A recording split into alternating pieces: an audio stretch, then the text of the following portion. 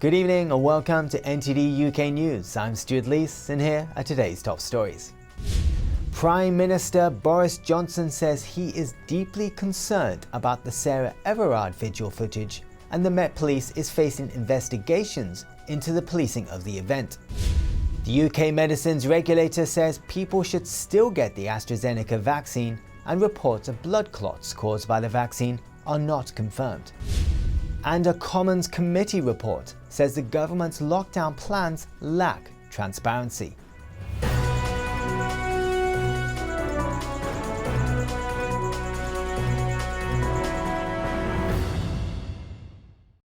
Police are facing investigations into their response to a large gathering on Clapham Common on Saturday evening. The police had previously deemed any such gathering to be illegal due to concerns over the spread of the virus. NTD's Neil WOODROW has the update. Hundreds gathered at Clapham Common in South London on Saturday, despite the police denying permission for the vigil. The situation early in the day seemed relatively peaceful, but it changed for the worse in the evening. The police trying to move the crowd on were met with resistance, chants that told them they were unwelcome. Scuffles broke out between female police officers and some women. Several arrests were made. Prime Minister Boris Johnson and others are reacting to footage from Saturday that suggests police used a heavy-handed approach. The Home Secretary, Priti Patel, described footage of the scenes in Clapham on Saturday as unsettling. Her office says she has ordered an independent inquiry after an initial police report left some questions unanswered. The Prime Minister said he was deeply concerned about the footage of the unlawful gathering. The Metropolitan Police Commissioner, Cressida Dick, said the police were in a difficult situation. She said that once the crowd of people got bigger, my team felt this is now an unlawful gathering, which poses a considerable risk to people's health, according to the regulations. A really invidious position for my officers to find themselves in. There are already some investigations underway by the Independent Office for Police Conduct regarding police actions related to the Sarah Everard case. Certainly there is a lot of focus on the police force at the moment. Politicians too are in the spotlight. Everyone will be keenly watching. Neil WOODROW, NTD News, London. On Sunday, the UK reported 52 CCP virus deaths, but that's the lowest since October. We refer to the virus as the Chinese Communist Party virus or CCP virus. This is due to the Chinese regime's mishandling of the outbreak, allowing the virus to spread, resulting in the pandemic. The number of newly reported infections is just over 4,600, the lowest since the end of September. During the past week, the COVID death toll within 28 days of a test is down 62% than the week before. While the case and death data reported on Sundays tends to be lower than during the week, it's still an encouraging sign. Over 24 million people have received their first dose of the COVID-19 vaccine.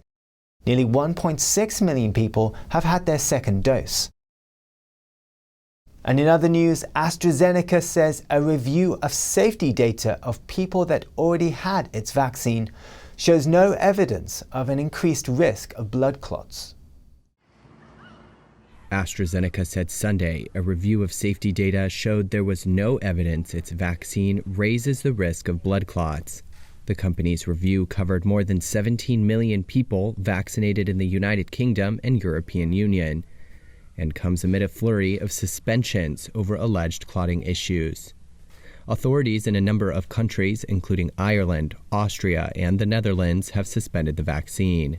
In a statement, the company said, AstraZeneca has shown no evidence of an increased risk of pulmonary embolism, deep vein thrombosis, or thrombocytopenia in any defined age group, gender, batch, or in any particular country. The drug maker added 37 blood-related incidents have been reported so far, which it says is similar across other licensed COVID-19 vaccines. The company plans to publish the monthly safety report on the European Medicines Agency website within the next week. The Medicines and Healthcare Products Regulatory Agency says that reports about Oxford's AstraZeneca vaccine have not been confirmed. Dr. Phil Bryan, MHRA vaccine safety lead, said, it has not been confirmed that the report of a blood clot in Denmark was caused by the COVID-19 vaccine AstraZeneca. He says people should still go and get their vaccine when asked to do so. The EU already authorized it, while in the United States, the authorization is dependent on the result of Phase 3 trials in the coming weeks. Currently, authorities in a number of countries, including Ireland, Austria and the Netherlands, have suspended the AstraZeneca vaccine. And in other news, a Commons Committee report says the government's lockdown plans lack transparency. It urges the government to publish the data behind its lockdown easing plans to ensure accountability. A report by the Commons Public Administration and Constitutional Affairs Committee says throughout the pandemic the government keeps on moving the goalposts when making lockdown-related decisions, but fails to provide enough explanation for doing so. The report says government communication should focus on informing the public openly and honestly, but at various points throughout the pandemic, data has been communicated with the apparent intention of creating a more favourable view of the government, or even to provoke anxiety rather than help people understand the risk. This is not acceptable. The report also says communication has not always been transparent enough, and accountabilities have been unclear. The committee says that government ministers don't always publish the data for the statistics quoted, so public or journalists can't verify the data. The report concludes, this is not adequately transparent and is not consistent with the UK Statistics Authority Code of Practice. The PACAC committee chair in a statement said, "For the government to build public confidence, it is absolutely vital that it is open on how it reaches its decisions and the data underpinning them." The report criticises the government's engagement with the committee and says ministers try to avoid scrutiny. It says Minister Michael Gove's refusal to appear before the committee last month was contemptuous of Parliament. A new study with more than 1,000 individuals from several countries explored changes in physical activity, well-being and eating habits during the pandemic. People in the UK reported the lowest levels of physical health and highest increase in weight gain.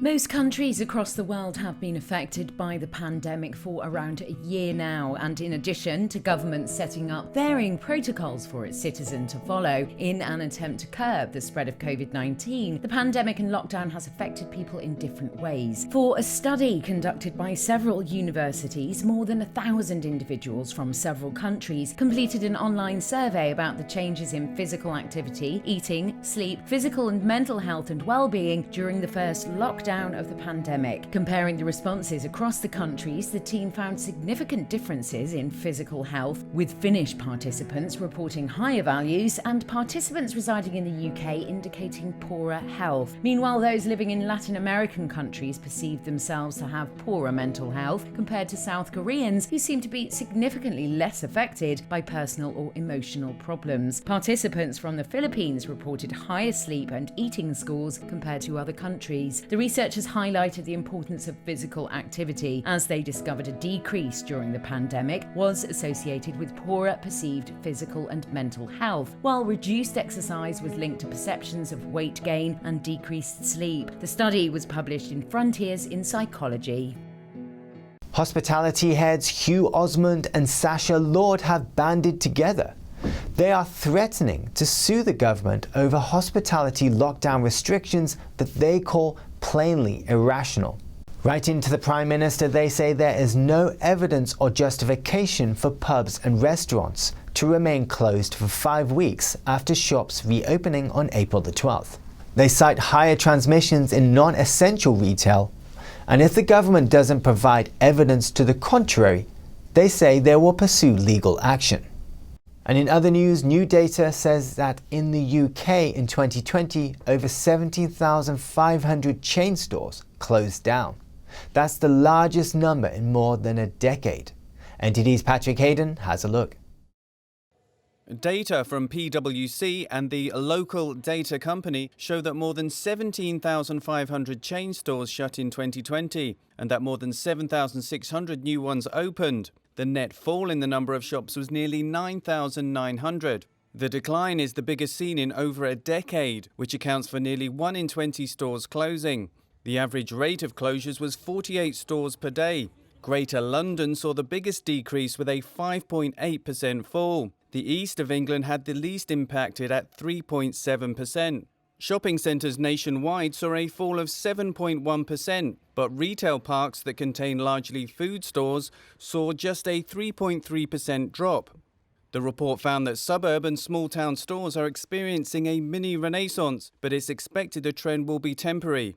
Patrick Hayden, NTD News, London. Welsh hair salons can reopen today for the first time since the Tier 4 lockdown began on the 20th December last year. Salons are restricted to haircuts only, and people will also need to have an appointment. Garden centres can reopen on the 22nd of March with all non-essential shops, including those with close contact services, reopening on April the 12th. The Welsh Government says it will review lockdown measures in early April. And in other news, the Prime Minister reveals the government's bus strategy for England. The £3 billion plan includes hundreds of miles of new bus lanes and daily price caps. Here's NTD's Jane Well with the details. Boris Johnson wants to make buses the transport of choice. He's launched a £3 billion plan to get more people onto buses. The ambitious plan includes more frequent turn-up-and-go services, where passengers won't need a timetable, hundreds of miles of new bus lanes and an increase in services. The government pledged 4,000 British-built electric or hydrogen buses, and a consultation has been launched to decide the end date for the sale of diesel buses. The changes mean that bus services across England will become a bit more like that in London, where things are centrally managed by Transport for London. There are price caps on fares and contactless payments. It's the start of a wider reform of the bus network. The Department of Transport says that local councils and commercial operators will join together to deliver their services. Unions and the Labour Party have criticised the strategy, saying the changes don't go far enough. The government says the strategy's aim is to level up parts of the UK that have fallen behind in transport infrastructure. Jane Warrell, NTD News, London. Up next, the former head of the UK's National Cyber Security Centre says China is a hard problem to deal with and different from the Soviet Union. That and more when we return.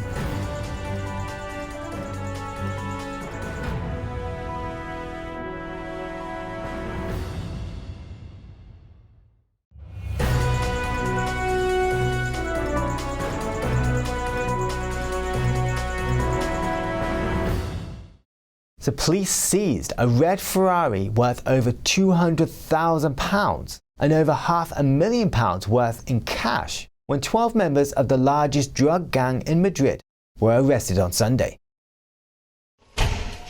A red Ferrari, 600 kilograms of cocaine and an arsenal of weapons, including a Japanese sword, were seized from members of the largest drug gang in Madrid, police said on Sunday. 12 members of the gang were arrested and Spain's national police called them very violent. 3 daggers and several automatic weapons were also found during a series of raids. Police said in a statement that it was the largest cocaine distribution organization in the Spanish capital. A drugs lawyer carried out legal duties for the organization, including money laundering, while gang members used code names to refer to each other or the apartments used to store the cocaine. The leader of the gang, who is from Morocco, worked with other gangs in Morocco, Spain, Northern Europe and Colombia. Spanish police worked with counterparts in Colombia to carry out the operation. The UK's former cybersecurity chief at GCHQ says China is a hard problem to deal with, and that the UK will be more careful regarding technological dependence on China. The former head of the UK's National Cybersecurity Centre said that during his tenure the mood toward China shifted significantly. Kieran Martin told Times Radio that the UK's approach developed from the open door policy under former Chancellor George Osborne and ended up with ministers viewing China as a strategic competitor. Martin said countering China is a hard problem to solve because of Britain's economic ties to the country. something that wasn't present during the Cold War with the Soviet Union. He added that he thinks the UK will be more careful regarding technological dependence on China. Martin was in charge of cybersecurity at GCHQ from 2013 until August of last year. A similar story to the one last week about a university in Manchester who released a document for staff on the use of so-called inclusive language. Now in New York City, a Christian school is distributing a new 12-page guide about inclusive language. It aims to ban what they consider hateful words. NTD's Arian Pasta has the story. The Grace Church School here in Manhattan is asking students to stop referring to their parents as mom and dad. Rather, they should call them grown-ups, folks, or guardians. It's an attempt to make everyone feel included. Now their new 12-page guide on inclusive language also makes clear on how to talk about sexual orientation, gender, and race. The school already recognizes language that promotes racism, homophobia, and other forms of discrimination. Those are addressed in their school handbooks. But they want to do more to ban what they consider hateful language. But one expert says doing so might have a problematic outcome in the future. We need children growing up believing that their involvement in their future children's life is critical, and also understanding that their parents' involvement in their life now is important. The school aims to make children who don't have parents in their lives feel more included, which is one of the reasons why they released the new guidelines. But changing the terms mom and dad might not accomplish that goal. They, of all children, understand that it matters to have a mom and dad, and having people at their school telling them that it doesn't matter, that they shouldn't feel bad about them, is not going to be helpful. The Grace Church School isn't the only one adopting inclusive language. Over in the UK, the University of Manchester released a similar guide on inclusive language. Words like man and woman aren't appropriate anymore for university material. Rather, they should be called individuals. Now their guide also includes terms describing age. You shouldn't call someone an elderly person or a youngster anymore. Arian Pastar, NTD News, New York. Do you know any twins? Right now in the world, among every 1,000 deliveries, 12 of them are twins. Now the first global study of human twinning has some interesting findings. A study from Oxford University finds that more twins are being born now than ever before. The global twinning rate has risen by a third since the 1980s, and now about 1.6 million twins are born each year worldwide. Scientists believe that's mainly because more people are using laboratory-assisted means of achieving pregnancy, IVF. The twinning rate in rich developed countries has gone up in the last 2, 3, 4 decades, basically since the introduction of IVF treatment, some other medically assisted reproduction, and the postponement of births, women giving birth at older ages, which in itself, independent of IVF, also increases the twinning rate. But scientists say this might well be the peak for twin births, as some governments in Europe and North America are refining fertility treatments to reduce multiple births. Advances in assisted reproductive techniques means twinning is less likely now. This increase that we've seen driven by IVF, that has come to a standstill, and in some cases actually has already declined a little bit because the treatment is more effective.